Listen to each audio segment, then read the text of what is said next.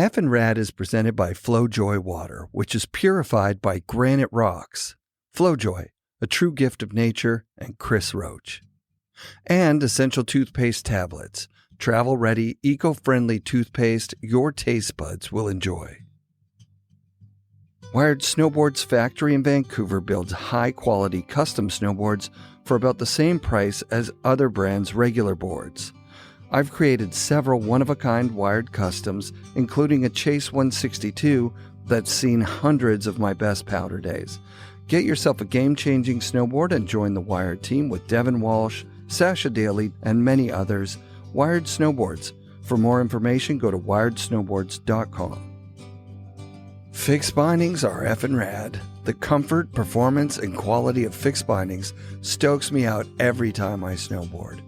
Their commitment to making bindings that work amazingly and give you no issues puts Fix ahead of other binding brands. It's just that simple. Buy Fix bindings at an authorized dealer or go to fixbindingco.com. Bluebird Coffee Tuning and Rentals in Squamish is the coolest new stop on your way to Whistler. Bluebird offers quality board tunes using state-of-the-art equipment, premium rentals for every level of rider with demos of Burton step-ons, and award-winning coffee and incredible smoothies.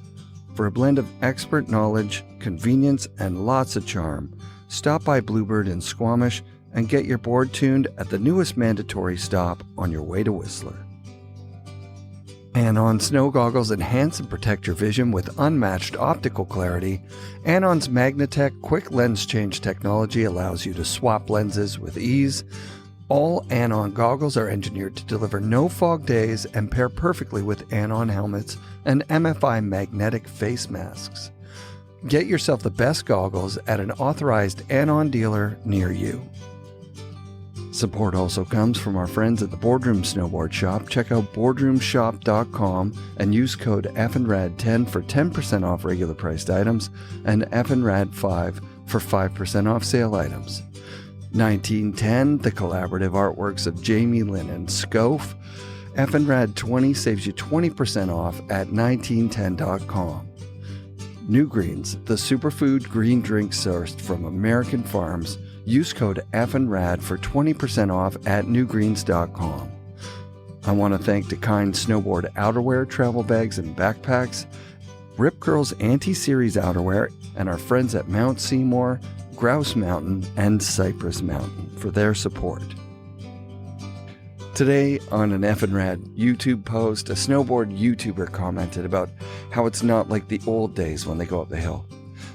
I responded with some "it kind of is" response, and then I hopped in my car, drove to Wired, waxed my boards, and drove up to Grouse. I rode the gondola up the hill solo. I put in my headphones with a 1990s snowboard movie soundtrack playing, and I rode the park. Recently, I've started hitting the quote-unquote big jumps again.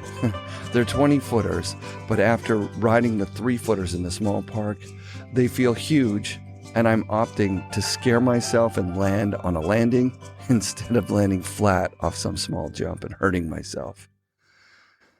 After a lap of no grabs, I grabbed 2 airs in a row and charged through the lineup at the top of the handle toe. I hit a hip, a small jump, hopped from the takeoff of a rail to its landing, and blasted, for me, an 8-foot backside air out of a hip at the bottom with no grab. It felt badass. I was so proud of myself. The music had gotten me hyped, so as I hopped on the chair, I just left it running. But I couldn't be that guy that showed up on the chairlift a few years ago, who was ignoring me, it felt like, when I said, "Hey, what's up?" And then halfway up the chairlift ride, popped out his headphones, took out his phone, and started addressing some weird audience like, "Hey guys, today I'm going to do a post about putting yourself out there in the world." The irony was insane. I was like, this guy has not acknowledged that I exist, even when I'm saying hello. Wow. That guy was a teacher. He taught me how not to ignore the world inside your experiences. I turned off the music in my headphones and I started a conversation with the snowboarder beside me. They were a beginner, working on turning and not being afraid of breaking their wrist multiple times. I was just reminded of the beginning when every person that was snowboarding was like a potential friend. And I made a conscious effort to talk to every person I rode the chairlift with. It was a couple more beginners, some guy who'd done like 7 days. He was on a rental board. He was asking about, should he be trying 360s? And I just told him to go hit those little jumps. It was cool, man. Snowboarding is exactly like it's always been. To quote Ken Ock, it's just that everybody wants something from it. All right. Welcome to the FNRad Top 10 Moments of the First 10 Years. I went through all the episodes and chose nearly 100 moments that stood out to me, moments that built the show, moments that changed my life, and moments that stand out as memories I'll cherish forever. So today, I'm bringing you those moments along with a few runners-up in between each of my top 10 favorites. I've always been short in my intros. I don't really do a proper backstory on the guest because, to be honest, research and preparing is just not my method. I chose every guest on a feeling that I thought they loved snowboarding. Some I knew before I interviewed them, most I hadn't met, and all of them I knew very little about. I started the show in 2015, and at that time, I thought I knew myself fairly well. But the more I explored my authenticity, the more I realized that I didn't. Over the past 10 years, that has been the biggest gift of the show. To really understand how little I know about myself and how much I rely on that understanding to project onto others. No one has exemplified this more than Sean Kearns. My assumptions and projections created a character I'll simply call Eric's Sean. Eric Sean was a whiskey guy, loved drinking for drinking's sake, never regretted anything, and would kill you if you weren't core. Eric Sean was not someone I could ever talk to. Eric Sean hated people like me. It's safe to say my projections reflect more about myself than about who Sean Kearns is. I didn't really know who I was, much less my kids, who I'd lived with for most of their lives. Letting go of my projections came as a benefit of putting myself out there publicly. It's clear to me that the assumptions I made about every guest were just projections from my own experience. Little by little, I let those assumptions go. And now I'm working on letting go of the projections I used to label myself. It feels really good. And a big push in that direction came from visiting Sean at his home and recording on his podcast setup, which also gave me the direction I wanted to take the show. Two people facing each other with microphones that sounded good, talking about real shit. So I want to check with you right now. Is the agreement we make that we do not edit this? Oof. No matter what we say, no matter what we do, it does not come out. Okay, that's fine. Are you fine with that? I'm totally fine with that. I'll take responsibility for my part. Yeah. You take I don't want to be worried about what I say and what you say and just fucking whatever. And whatever people come up with, their interpretation of what we say is important to me. So you want the conversation to be the real thing, not edited for you to pull out shit. Oh wait, I don't want to say that. Yeah, did I stutter? Yeah, I don't know. Just repeating what you said for clarity. Is that fair enough? Happening? No, I agree, and respectful. Thank you. So okay. Yeah, you changed my life over and over again in stages. So the first thing was I saw your mic set up, and I was like, okay, this is what I want to do in person, no over the phone. Microphones in the people's face, recording proper audio. And so I bought my gear because of your gear. And I was like, I went from being like, I'll probably quit this. Every episode, I was like, fuck, I could never do this again. And that would work, to being like, this is something I want to do and I want to continue to get better at.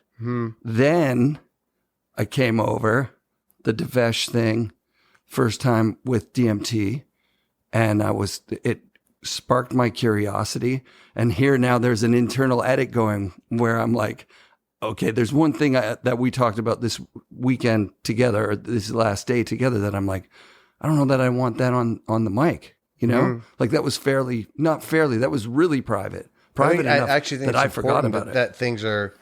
that things that are personal are personal. Right. Like right. I do not walk around.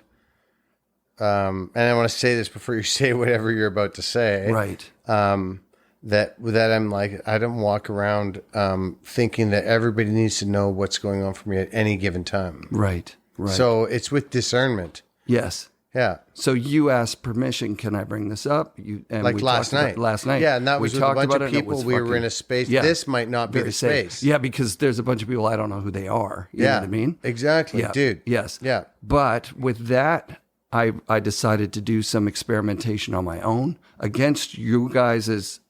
Like you were like, don't do DMT at your house by yourself, which is really, really, really good advice.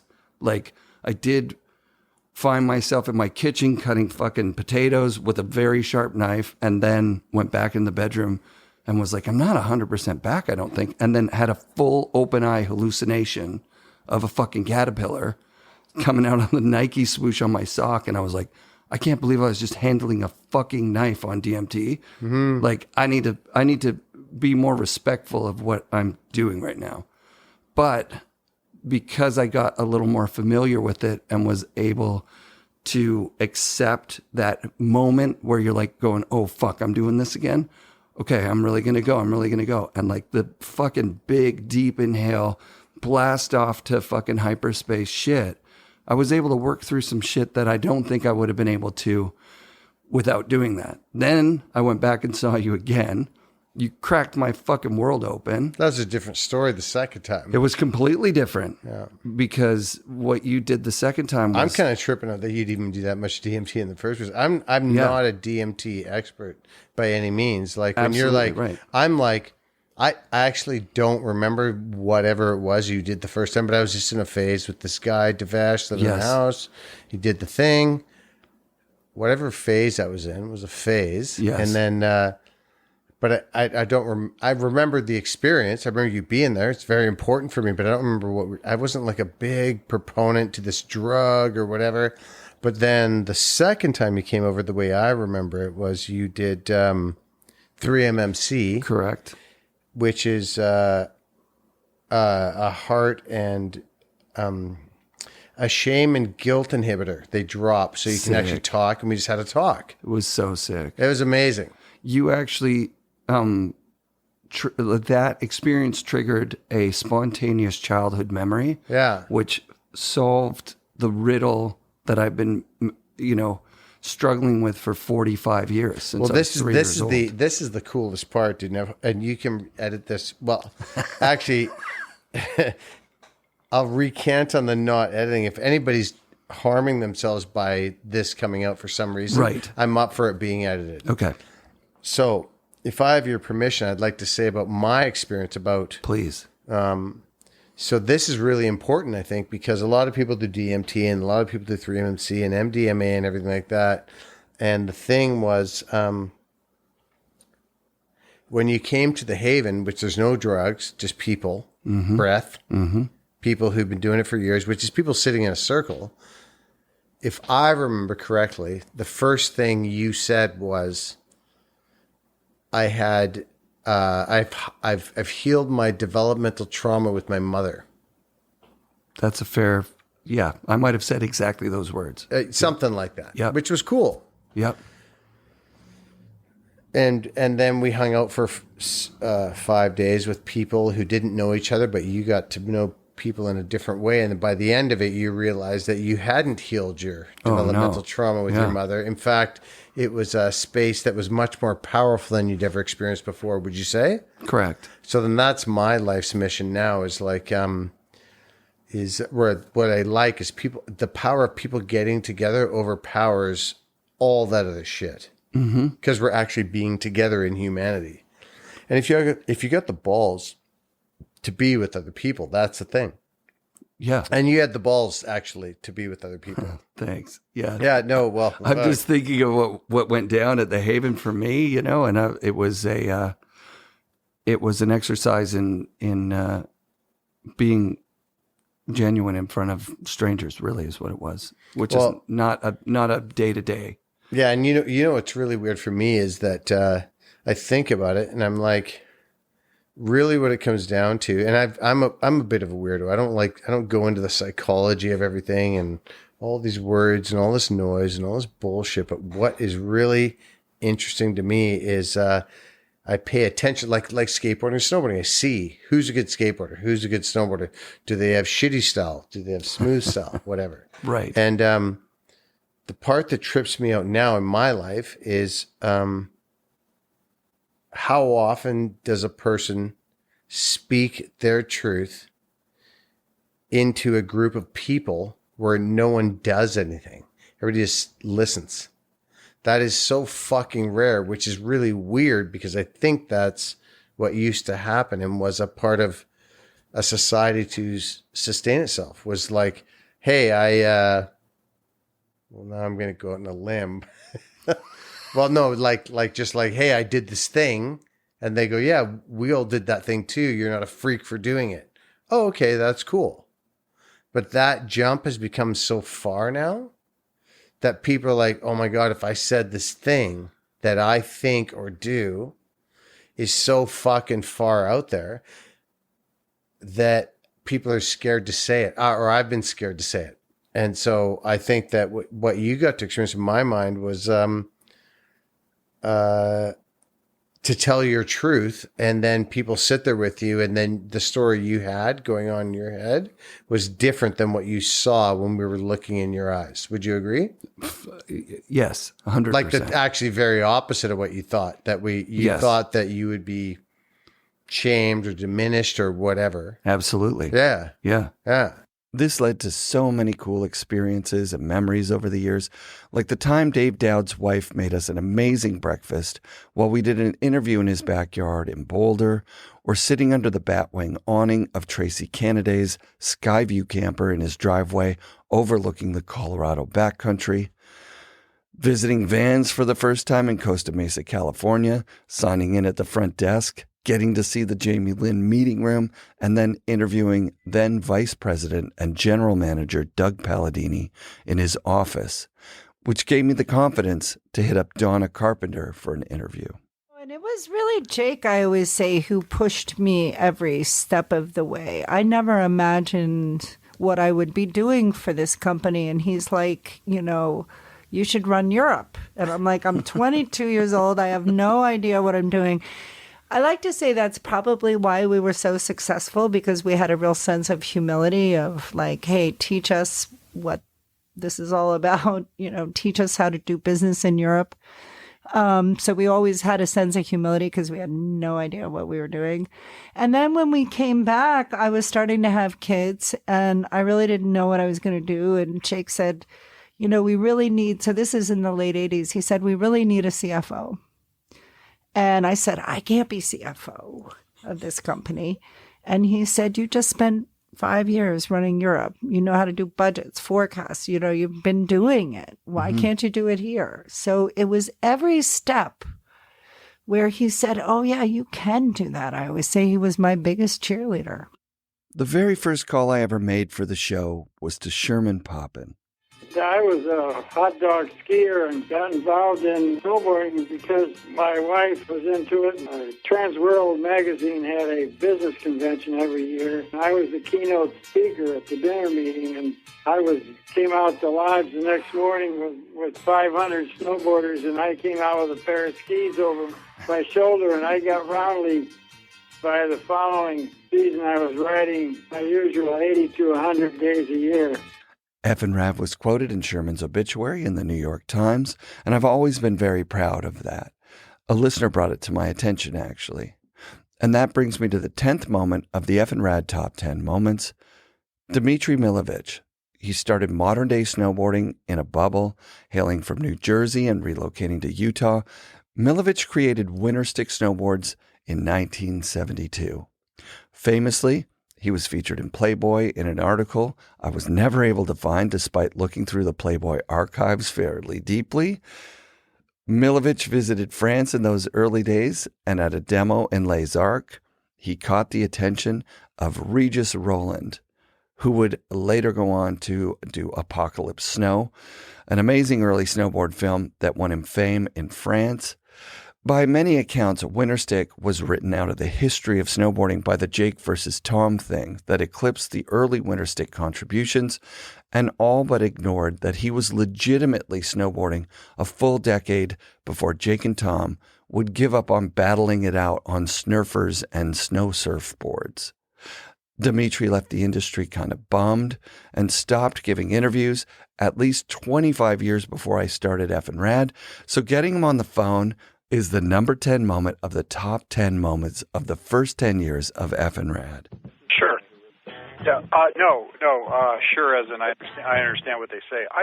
Eric, I really don't give interviews, and I stopped decades ago. So I wanted to respect his privacy, but I couldn't help myself. I've been snowboarding for 40 years, which makes me about as good as the average 10-year-old in Brighton. I'm sorry, I won't be able to help you out. I'm able, but I just don't do it. Anyway, good luck with your podcast, all right? It's fun talking. Take care, Eric. Bye-bye. Before I started FNRad, I created a podcast called What the Heck, modeled after one of the top podcasts in the world at the time, What the Fuck, which is Mark Maron's comedy podcast. I started WTH as a Canadian version with Mark's blessing. It's actually a pretty big achievement that I rarely think or talk about.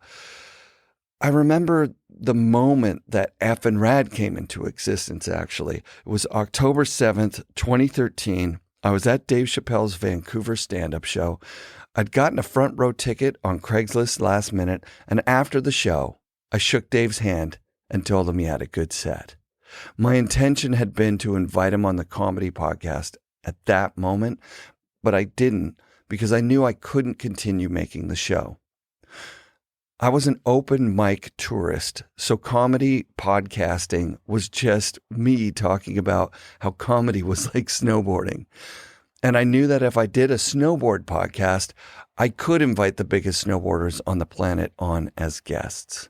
It took me 2 years to finally call Sherman, but once I did, it was full on.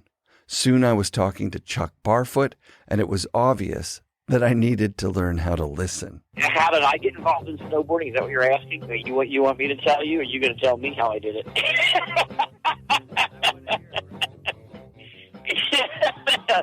Okay, you asked me a question. Let me answer it.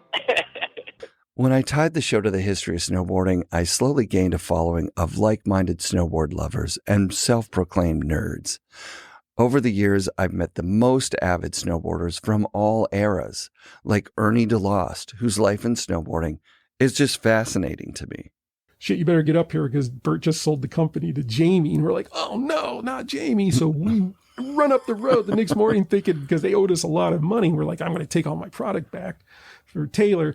And Jamie had already sent a trailer down, tractor trailer, and loaded everything up and took it back to Canada. So we ended up working for Jamie's Altar for a couple years, just trying to, get paid for that original stuff and more. I mean, everything was paid in full, but it took a while. And then, we were at his bidding for a while. So we were talking about this, how it was a businessman move. Yeah. How most people, if I owe you money, I'm freaking out. I want to pay you back. But in the big business world, they don't mind if they owe you a lot of money. If they owe you hundreds of thousands of dollars, you can't tell them to go take a hike. You need that money. Yeah. So you're at his bidding, and they take it to their advantage, and they know it, and they use you, and they just burn you, and they know it because they got a hold of you. So lesson learned, right? I didn't go to college. I didn't, I went to college, but where that student loan went. But these are all lessons that we learned. You could be bitter over that, or you can learn from it and go, okay, that was my education. That cost me a lot in time, money, and stuff like that. But that's how you learn things. I'll never forget the time my buddy General Brad and Blaze Rosenthal were talking stances and about how posy angles improve method kickout in the back of my car at Mount Hood. Or the time I got to explore the Colorado Snow Sports Museum archives and actually handle some Tom Sims prototypes and Tom Shea's absolutely radical layout, along with countless priceless gems Trent Bush has helped to collect. and meeting Transworld Snowboarding's founding editor, Kevin Kinnear, in his California surf town home that looked more like a place on Hawaii's North Shore than the high-rise condos that have slowly closed in on his surfing life over the past 50 years. Kevin became a dear friend after explaining to me how he started Transworld Snow. We were really adamant, or I was really adamant about not letting marketing or advertising influence our editorial decisions. Mm-hmm. Nobody could ever come to me and say, you got to run a Sims Rider next issue. Got it. And I was very strict about that. Thank you for that. And Larry Balma. That's important. And Brian Selstrom and Peggy were all very supportive of that. Mm-hmm. Otherwise, I don't know if I could have survived if I was a normal magazine guy kind of stroking the advertisers. Right. So that was pretty much our policy. And I was very grateful to have that kind of control. This brings me to the number 9 top 10 moment of the first 10 years of FNRad, and it pains me to think that this is not number 1. The day I recorded with Mike Olson, co-founder of Mervyn Manufacturing, GNU Snowboards, LibTech, and Bent Metal, I drove down to Sequim, Washington unannounced, and not even knowing if Mike would be there. Driving home 18 hours later with 8 hours of tape, I couldn't believe what had just happened. Mike Olson is known for his stories. Anyone who's been privileged enough to hear him tell them knew once I started that recorder, something epic was about to happen. So the very first thing I stood sideways on, I just thought of something I don't think I've ever told anyone. To be honest, the first thing I ever stood sideways on was linoleum. Like, I had this friend named Jim Cloutier. I moved to Burien, which is right by SeaTac Airport in, it was, I think, 1973 or 74. We lived on a really steep concrete hill. And when it rained, it's Seattle, obviously, so it rains a lot. And him and some of the other neighbor guys, he was my age. I was in 4th grade when I first moved there. And then probably happened when I was in 5th grade. So yeah, like 74, I would guess. They would go to Logan Lumber and buy scraps of linoleum, and you stand on them sideways like a surfboard or a skateboard, and slide like a little film of water on the concrete. They would slide insane down the hill. You had no control, but we kind of tried to turn them. They didn't really turn, but you could spin, and almost like skimboarding. Yeah, you could go from the top of the hill to the bottom. And what would ruin your day is you'd wear through the linoleum, the shiny part, and you'd start hitting the rough inner layer of that, whatever that laminate was. It was like 3 layers, So that was the first thing I did. But to be honest, the skateboard, the fad skateboarding hit in like 75, 76, mainly 76. And into 77, I really wanted a skateboard. Everybody had a skateboard. Like everywhere, skateboards were for sale. 7-Elevens had a little kiosk by the Slurpee machine, like right at the front, that sold skateboards. Those like, little plastic penny boards, they call them. They looked like penny boards. Yeah, they looked like, but Makaha was big, and GTs were big. And I have a GT. Yeah. I have a blue GT. I got it at a exactly. garage sale. GTs and Makahas were 2 of the big brands that you'd see. But and they had urethane wheels. Yeah, that's what changed everything. Obviously, yeah. They still had loose ball bearings. A lot of them had loose ones, or they'd call them like they were partially contained. I forget, but they looked like loose balls, but they wouldn't all fall out. But anyway, I didn't have one of those. Every other kid I knew had one, and this is probably what made me so driven to do what I did, start building things. So the trend died. By the time I got to 7th grade, the fad part of it died. Everybody had one. My brother and I were about the only kids that didn't. My mom was like, those are dangerous. Yep. The ironic thing about it, my brother was 2 years older, and he was a daredevil. Like, he was like, the 2 of us did dangerous things. And my dad, he was the same, right? He was the gnarliest dude I knew. He was a cliff diver, and he used to go up to Canada, up to Desolation Sound, and he'd dive like 75-foot cliffs. I've never seen him jump a cliff ever. He dives. He's like, I know he's gone like 80 plus, maybe 90, but I remember the one we'd always do was like 75 up there. And so I had a dad that was like, he did spent almost 8 years in Sun Valley ski bumming in the 50s. He was like, skiing was his life. But my mom was the one that was like, it was really because she liked us. She was a good mom, and but she was one of those people that didn't want to see us get hurt. And so she's like, oh, I don't want you guys skateboarding. I just wanted to play hockey too. All I wanted to be was a professional hockey player. And she was like, that's too dangerous. Like I raised the money, did everything, weeded lawns and everything I could to get my hockey equipment. And same thing. So now skateboarding came along and she wouldn't let me get a skateboard. And so me and my brother, I remember we went to a dinner one night about an hour away at a friend's house, an acquaintance of my parents. And there was the daughter was my age and she had a Makaha skateboard in her basement. And I remember she's like, hey, you want a skateboard? And my brother and I were like, really? And so we learned. We'd never ridden a skate. We learned on her driveway and, took it down the driveway past where she would usually stop, down the down the neighborhood street. We were doing these long ski runs on them going, this is insane. It feels better than it looks. And so I was obsessed with skateboards. And so, but I could never have one. So in 7th grade, now all of a sudden you're 7th grade, you feel almost like an adult. I still couldn't have a skateboard. And she tightened the clamps down on me. And I would sneak away whatever I could to my friend John Heine, his neighbors had skateboards. So we'd sneak, I'd spend the night at his house and we'd ride skateboards. And I almost bought one at St. Vincent de Paul thrift shop that I saw for $1.99 because skateboarding was starting to die. Yeah. Brought my money to school. I was going to hide it behind my house. And the day I went to get it after school, it was sold. And so finally, right when skating was basically dead on the way out, so it'd be in 77 where the fad was dying. Yeah. The guys were into it, but the fad was dying. People used to all carry their skates to school. Now only a few guys that were hardcore skaters still had a skate. Finally, my mom said, okay, you can do it. And so my dad marched us down to JCPenney's South Center by SeaTac Airport. And there were 2 skates left, 2 closeout skates left. And they were $9.99. I still have it to this day. Oh, wow. Me and John Heine and I each got a skateboard. And they were unbranded, really cool though. They had to swirl. They injected it from the middle. So it swirled out like hippie colors. We each had these hippie color skates, but they came with ACS 430 trucks, which is a real brand, which most skates didn't have a real brand truck, a cheap skate like that. And then they had, they're called Universal Grabber wheels. And they had the balls that looked like loose balls, but I took it apart. They weren't loose. They were contained. So it was pretty good for $9.99, but it was a rainy day. And I remember John Heine and I just skating all Saturday, in my basement, cleared out all the furniture and just on the little linoleum floor, just tic-tac. We worked on tic-tacs and got it down and then went out in the rain and took our tic-tacking to the street, sliding out and started riding hills. And he was my ski buddy and my longtime buddy. I met him in 4th grade and we were now 7th graders. We were besties. So we just started skating a bunch and that was in the winter, and skating was dying.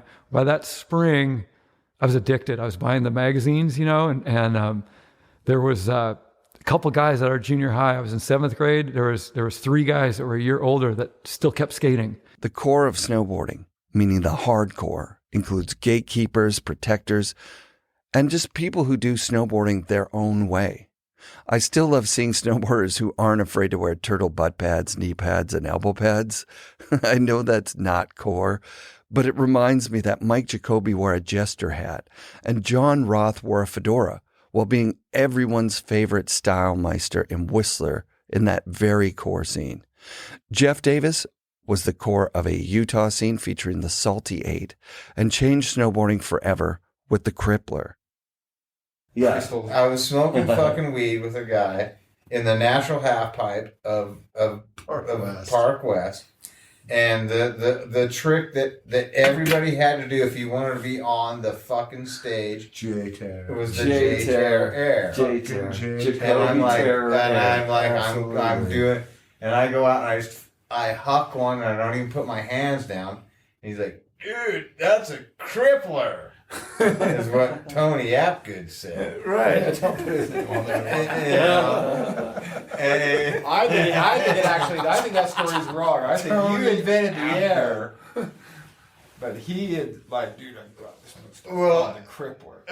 No, it was, I'm gonna name it that. He was smoking.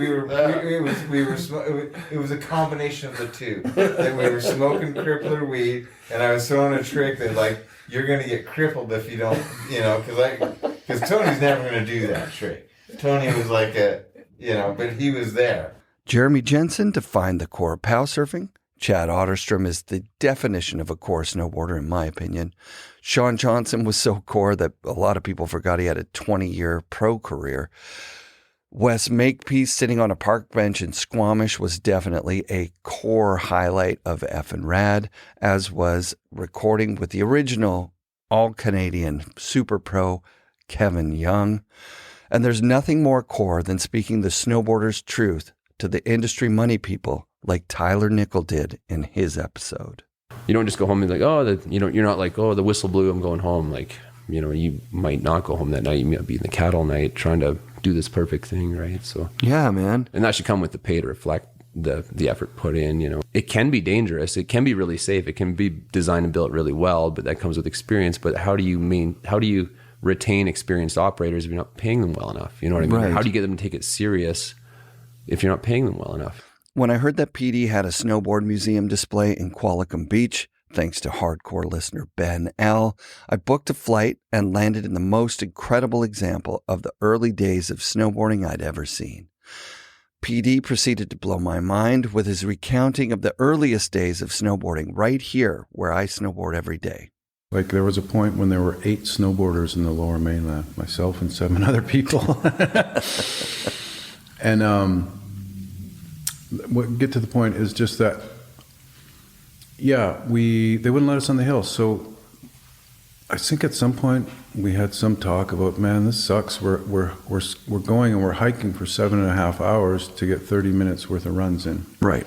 Which is, it's rad. Hey man, go hike in the backcountry. It's rad. But like, if that's all you have and you see these chairs rattling over your shoulder, you're like, wouldn't it be nice to be on one of those, So, and there were little stories, one year somebody hiked up past the first chair and somehow snuck on to the second chair up at Whistler or wherever it was. And so there were little blips of things, but it was still completely outcast. And we get on the phone one day and put on our most professional phone voice, and we start calling the resorts up around the BC coast and started asking them, do you allow snowboards?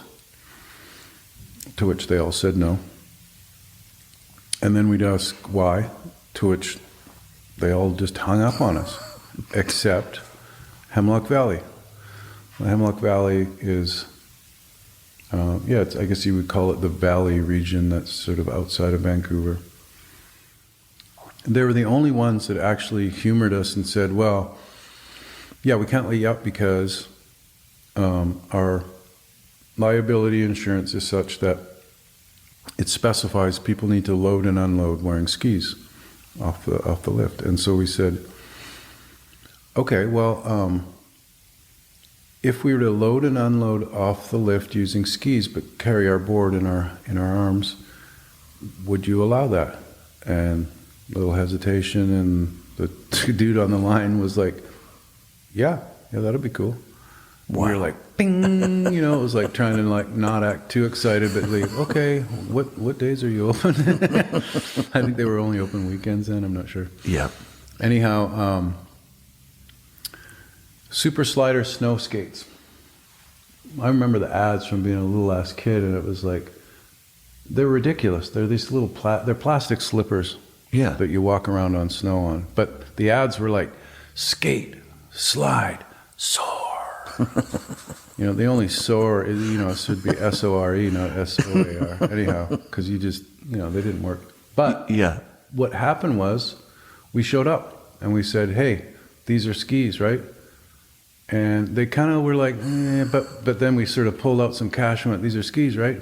Yeah. And the Hemlock, I don't know if it is now, but in those days it was not a very busy place. Is Hemlock still around? It is. It's changed hands in the last few years, right. But it was... In the day, anyway, they could use the dough. They needed it. Whereas everyone else is like, get lost, you clowns, So yeah, they kind of, a little hesitation, and we probably said something like, we just drove all the way from Vancouver or whatever happened. So they're like, yeah, why not? So they sold us a pass. It was a mind blower. I mean, to all of a sudden be on the chair, and I remember the first time we went, it was beautiful. Freshies and just nobody around, and tons of terrain to shred. Anyway, we'd get on and on. We'd walk, kind of trudge along with our boards in the lineup on these little plastic skis. And then when we get off at the top, we'd kind of stumble down on the things, and then we'd all have these little light backpacks that we got, like tiny little sort of military things, and then we'd just chuck the snow skates in there. Boom, we're snowboarding. Unreal. On a chairlift. Insane. So that's 83, same year as that board came out. So did you guys go every weekend that you could, or was it like something you did a couple of times? Yeah, it was, and it was a ways off before. Do we know what year, like Seymour, was it 88 or something, or 89? I don't even know. I think it went Cypress. In Cypress you had Grouse, to get Whistler, certified. Seymour. Yeah, you had a certification. They had a certification program. Right. You had to prove that you weren't a knob, and then they'd sell you a pass. And which for some of us took a lot of effort. Anyhow, no, they wanted you to be reasonably proficient so that you weren't chopping down skiers all over the place. In my opinion, the most successful core lord of early snowboarding has to be Sean Palmer. Hailed as the greatest athlete of all time by some big shot newspaper, Sean gave zero fucks. I remember sitting in my room, podcast recorder in my hand, waiting for the phone call from Sean. The day before, I'd called him, thanks to Dave Hatchett giving me his number, and I wasn't surprised that he didn't want to talk. I was surprised that he said he'd call me back the next day at 1, and now at 1:19, I was pretty sure he wouldn't call. But at 1:20, the phone rings and Palmer's name is on my phone. I still got really nervous before any interview at that time, but this call would create my number 8 FNRad moment of the first 10 years. No one told me what to do when I was a kid like that. I was on a mission. Did whatever the fuck I wanted, you know? Yeah. But, yeah, definitely hung with an older crowd, but, I mean, they were all drinking beers and stuff, so, but I was already doing all that stuff. I mean, it couldn't matter. I would have been on the same road without any influence from anybody. So, like me and Craig, we were definite rivals. I mean, I had complete respect for him because he trained so hard and took it serious, but I did my time off like natural talent and just partying and skateboarding and shit. He was like training for it. But, I mean, he won a lot, you know? I respect him, but at the same time, we definitely had a serious rival. He didn't care for me that much, is what I hear. I was supposed to go to Baker this year, but I didn't make it because I got caught up doing other stuff. So hopefully I'll be back next year. I'll make Baker, hopefully. Baker is the ultimate snowboard event. It's the core of the sport, for sure. That's where I started, and that's where it'll always be. Bigger than X Games or Olympics for the sport of snowboarding anyways. It feels really good when I go snowboarding somewhere I've never been and a listener recognizes my voice or my headband and comes up and says hi. But most snowboarders have no idea who I am. Meeting people like Todd Coleman at Burton has been one of the best things to happen to me in my life. When Willie McMillan reached out and invited me to record him calling out the industry, I was all in. You know, I used to be like, okay, there's real snowboarders and there's people that go snowboarding. But now I kind of look at it like, yeah, snowboarding's blown up, and it's like there's a bunch of people on the hill that, you know, might as well just be skiing. You know, they're not like real snowboarders like we think we are or whatever, you know, like right. The dudes who are going into REI are bringing, it's like fucking Uncle Rick and his like wife and kids, you know? Yeah. And, you know, they're buying whatever they've seen the most of, like whatever, you know, they're probably going to buy Burton.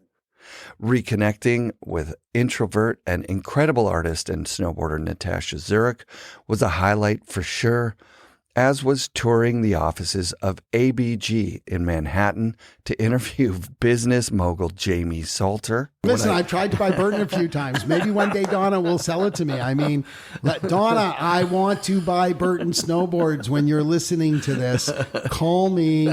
While Jamie played the villain in snowboarding, meeting him confirmed that I knew nothing about him. And when I asked him for financial advice, he didn't hesitate to help me out.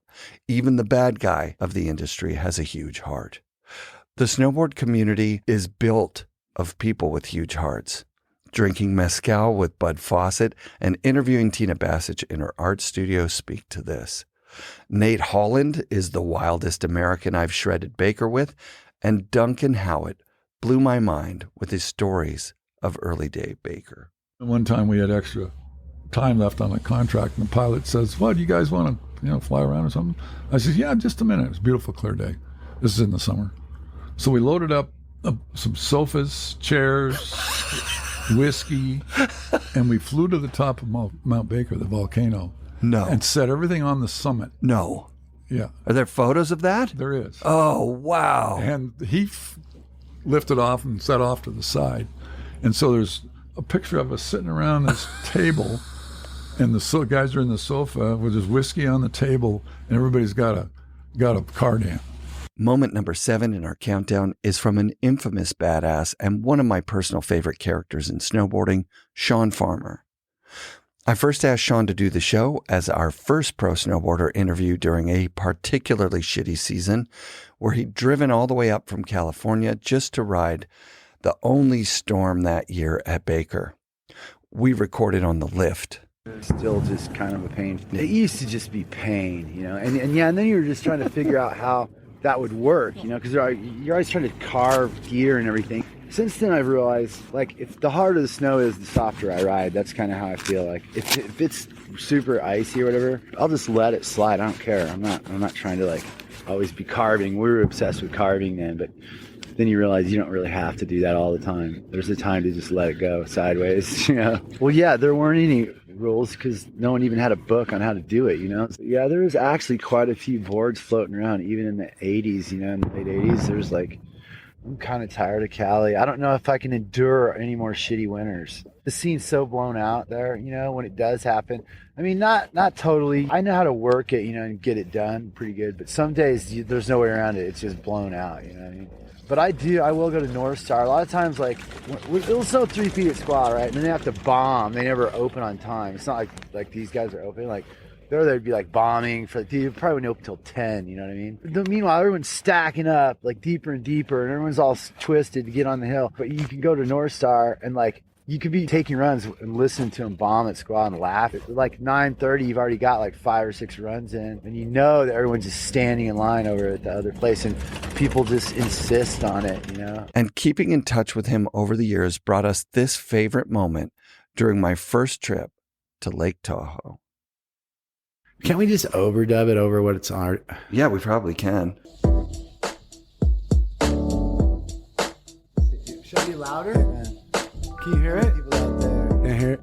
Farm dog, stepping into the light with the super dope style that cuts like a knife, like a blunt wrap paper that wraps real tight, making sucker MCs a run for the life with the style and knees. Cool as a breeze, deep as the ocean, tall as the trees. Cause the ripping that I do is meticulous, and when I'm shredding up your mountain, it's ridiculous. I shred a mountain till it's turning to sand. I know this country like the back of my hand. It's this thing you cannot understand, how farm can kill a man. Cause I got a whole lot of friends that just died. Most got dropped just trying to ride. And it's true, it's kind of a high price to pay, but that's the way we do it, baby, I fucked up. The season's over, there ain't nothing to say. And that's the way we do it, baby, every day. Cause we're dropping sick lines and rocking sick rhymes, throwing cork 7s and backside 9s. Pulling the trigger on bigger and sicker spines, and we gotta keep on shredding or we're losing our freaking minds. That was so fucking dope, dude. Oh my God. FNRad's given me the chance to meet pro snowboarders who shaped the sport and took snowboarding to a whole new level in their career. Brian Iguchi was one of the larger-than-life figures in my mind that I got to meet. Craig was someone I looked up to and had the most respect for, and just ended up being able to have these opportunities to do trips with him and get to know him and stay at his house and snowboard Baker. I remember he would have Terry and come up, just these wide-eyed kids running around and trying to stay out of trouble. Really just shared so much with us. And for me personally, I grew up without a father, and I always looked at him like a father figure. He was really someone that I had so much respect for, and just would give me good advice. And he shared with me these experiences in the mountain that just kind of shaped my path for what I want to do with my snowboarding, you know, like it really set the inspiration to move to a place like Jackson Hole to get to know the mountains and learn about it and grow as a rider and have the freedom of, you know, having the knowledge to have freedom in the mountains and go make decisions for myself and explore terrain and do it right, you know. And like he was a huge, you know, like this is number one, you know, inspiration in snowboarding for me. And no one like him. That's rad. Early on when we first met, it was probably at like these roundtable meetings, and you know, just listening to his ideas and the way he communicated and the ideas he had, and he had so much experience and knowledge with product and development. And I mean, he literally shaped that brand into what it was at the time, you know, and what it eventually grew into, I suppose. But yeah, his influence was far-reaching on a business approach to snowboarding, on approach to life, and the way he was living his life, you know, doing yoga and like just you know, having the balance and like constantly like going, you know, these really amazing trips, just exploring, you know. The entire Burton Pro team has always been larger than life to me. Dave Downing and Shannon Dunn Downing invited me into their Encinitas home and shared with me what it was like in the heyday being a pro snowboarder based in California. Meeting Aaron Vincent last year at the Legends of Tahoe was all time. He was riding Noah Selaznik's H Street board. I don't think it gets any radder than that. Dave Cioni was one of the original Super Pro snowboarders, receiving top billing in my all-time favorite movie, Snowboarders in Exile. Dave blew my mind with his hospitality and openness, as well as his eye for set design when we recorded in his workspace behind his house. We're at Mount Baker, and it's just one of those, like, just coming down, and it's like, okay, everyone's all rat packed up, and we're... Dan Donnelly's younger brother, Ike, like, in the lodge or whatever, he's like, I forgot my boots, and somebody just gave him a pair of boots, you know? Like, we're going down, and it's like, you know, the Baker, like, just steep chute, like, just working our way down, and this guy's cartwheeling, and all of a sudden, there's just a board with boots in it, just goes by me, like, cartwheeling, and Ike Donnelly's like, fuck, I lost my board, and he was just in socks, and I was like, fuck, I wish I brought my boots. The Man Boys and Wildcats joint movie premiere at Fortune Sound Club was an all-time moment for me. Meeting the next generation of super pros like Chris Rasman and Jody Wozniak at an event with JF and Devin and the boys was like a window back into 1996, when movie premieres were done on Granville Street in full-on movie theaters. Out-of-town pros like Mike LeBlanc would bring out all the Vancouver snowboarders to wreak havoc on the city. Being in Todd Richards' garage was also surreal. Todd's pro career, book deal, Toddcasts, Olympic broadcasts, and McTwists into his 50s are awe-inspiring. The first year I went to Hood, might have been 1990, and it was like the first, it was the first Wendell camp. It was barely a camp. It was like, it was such a shit show. And I went there actually with Jason Ford. We drove from Massachusetts to Oregon. No way. We stopped in Colorado, and that was like my first, it was the first time I'd ever been to Hood. Yeah. It was super cool to like travel all that way and like go to Colorado. I've been to Colorado snowboarding the year before for Sims. Like Sims flew me out there, but sick to go there and be in Boulder, and like that's what made me fall in love with it was that road trip. And I think that nostalgia, like I don't know if that will ever exist again. There's kids that know about, like, you know, if you're in Tahoe, there's like the Jamie Lynn jump, or here's the UC jump. Like there's like that kind of thing where people have like you know, they acknowledge like where these jumps were from. You got to be with Corey. Corey Altoon is he'll tell you everything. Riding opening day at Baker this year with Super Pro Peter Line was as good as it gets, and hearing personal stories from guys like Devin Walsh never gets old to me. Me and Alex Toporowski had put it to West Beach. You guys should move the catalog shoot to Seymour. The guys there, Dano and Kevin Young, they're like, what's at Seymour? We're like, dude, there's so many good jumps. And they came up there and they're like, well, we need someone to show us around. So then me and Alex went. We showed those guys around for a few days. We got amazing shots for the catalog. Rad. So sunny and blue. Rad jumps. And at the end of it, the team was like, you got to put these guys on. They're so good, too. That's dope. So we ended up on the team, and there was one girl from school that I like had this big crush on, and she was on the route. Rad. So like I would try to go when she would be home. She must have told her brothers that she hated me. Yeah. So when I would go to her house, I'd be like, "Hey, is Liz home?" And the guy'd be like, "You better get out of here. I'm going to beat you up right now. Leave my property right now." I'd be like, and I remember a couple times he would chase me down the road and I would start skating. You know when you'd skate for like, half a block casually and you're like, he's going to give up. He's like a dog, Yeah, yeah. He wouldn't quit. And it would turn into like, and I would have to like hook a right and go down a block. And oh my God. Yeah, it was crazy. Like they actually wanted to like maim me. The sixth top moment in FNRad's top 10 goes all the way back to season 1. When Terje Hawkinson did a live event at Chair 9 in Glacier, I knew I was going to be doing this FNRad thing for a while. My neighbor had a board. It was a Burton Elite 150. Had a little fin on it. It was swallowtail. I think it had, it's not going to say the Velcro straps, but it had like plastic click-in straps. Actually worked in powder, but it didn't really work on the hard pack. Sick. And then what was your first board that was like your own, that you bought? Well, I bought the same board, but not from my neighbor, from this other girl down the street. Were you basically on Burton when you were like a little kid? Was there ever like Terje on Nidecker snowboard or Crazy Banana or something like that?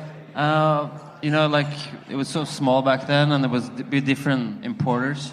So you go to one city and everybody be on Sims. You go to the next one and be on GNU, and keep going. And like a lot of people thought like, well, we were making a half pipe. They were like, what are those guys doing now? They're making like this Burton ramp, And we traveled around Norway, so we get to try everything. We had like Easter demos and stuff like that.